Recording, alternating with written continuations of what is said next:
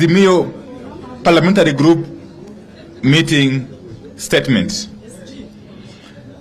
We have had a meeting of the Azimio Parliamentary Group, the party's leadership, and our delegation to the joint bipartisan talks. Over 130 members of parliament attended today's meeting, a clear indication of our side's commitment to engage on the critical issues facing the country and to fight for Kenyans. This meeting was a follow-up to that of 24th May 2023, in which, among other things, we endorsed the decision by our delegation to walk out of the talks until KenyaCastTv agrees to deal with the interim issues raised by our team.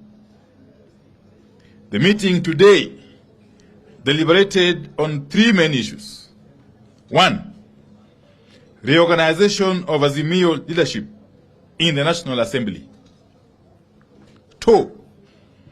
An in-depth analysis of the Finance Bill 2023. And 3. The status of the joint bipartisan talks. This meeting took a position as follows. On the Finance Bill, our members have come to the conclusion that it has only bad news, worst news, and the worst news. We consider this to be a bill from people living either in another planet or another country other than Kenya. It is the position of the parliamentary group that the millions of Kenyans struggling with the high cost of unga, sugar, fuel, school fees, and electricity, among others, businesses struggling with shortage of supplies, high taxes, Kenyans struggling with high medical expenses, parents, civil servants struggling with diminishing pay and increased tax deductions, do not believe this bill is from a government working for them. They do not believe anyone living in this country can come up with the raft of taxes contained in the Finance Bill 2023.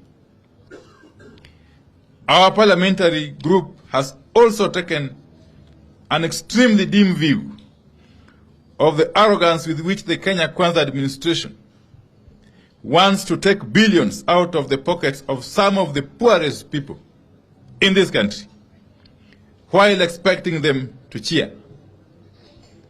KenyaCastTv position on the Finance Bill is take or leave it.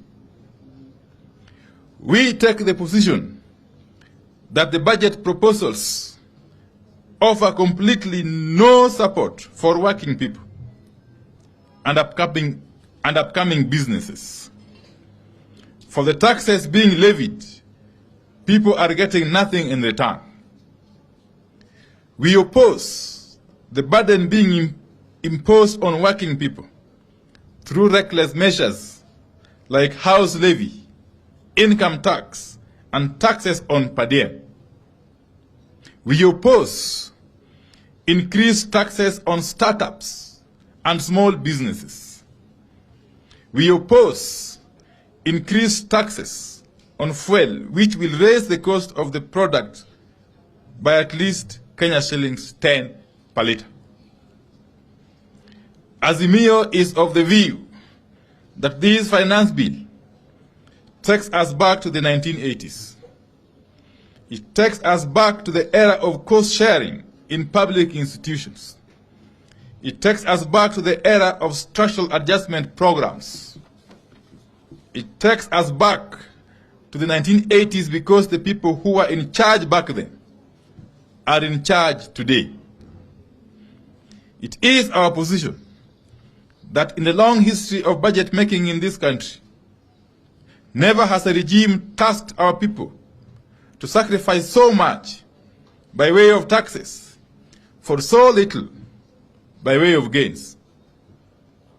We have refused to sit back and watch as Kenyans are being harassed to fix cash crunch caused by economic mismanagement, wasteful spending, corruption, and skewed and incompetent hiring into critical public positions. We reject this backward march. We reject the finance bill in total. We reject excess taxation to finance wasteful expenditure.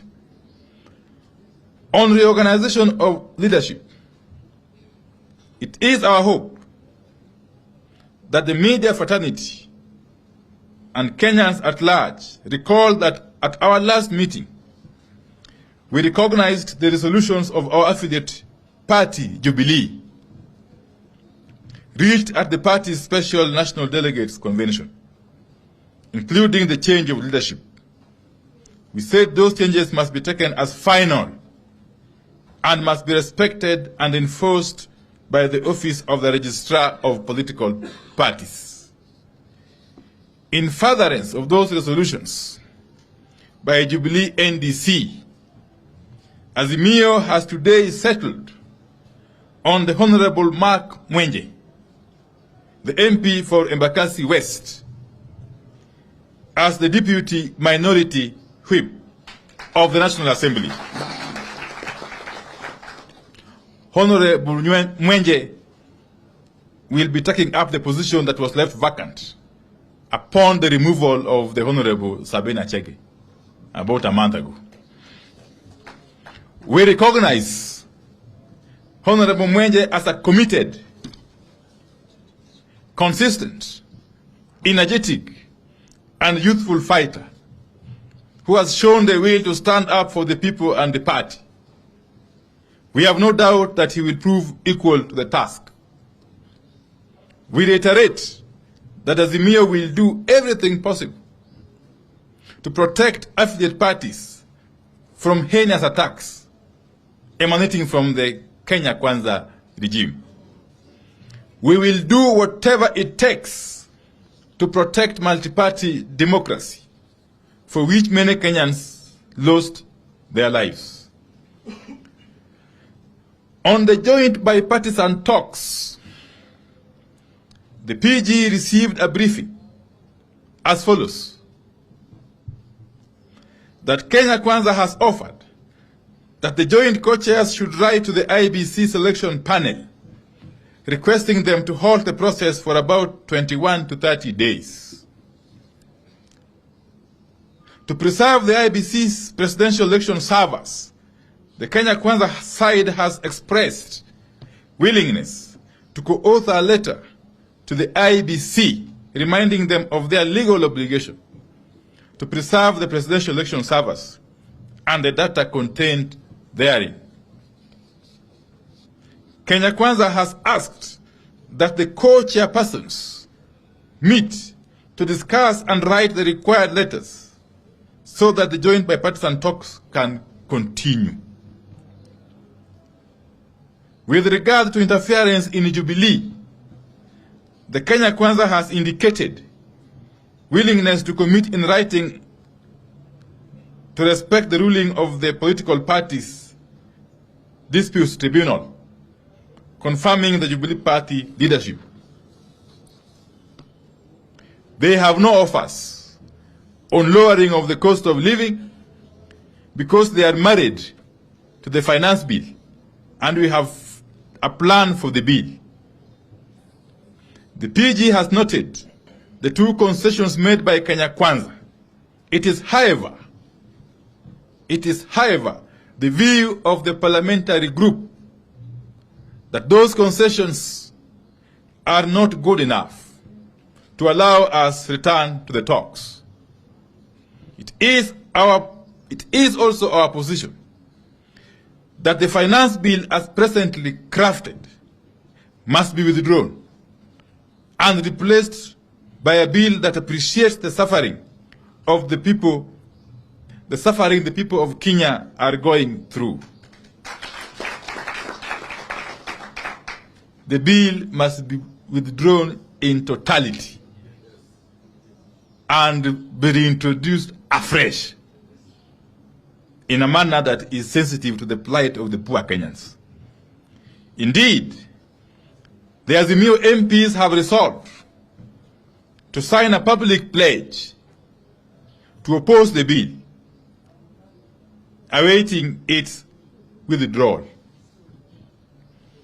Indeed, many other MPs, other than those from Azimio, are equally prepared to do this. It is our resolution that other than merely committing not to interfere in the affairs of other parties, Kenya Kwanza must agree that all Jubilee MPs, and indeed any other MPs, who have defected to Kenya Kwanza, in essence, have to face by-elections in line with the Constitution of Kenya. Until all these are agreed upon, the joint bipartisan talks remain suspended. Kenya Kwanza has up to midnight today to comply. Thank you very much. End of statement. We are not taking any questions. Thank you.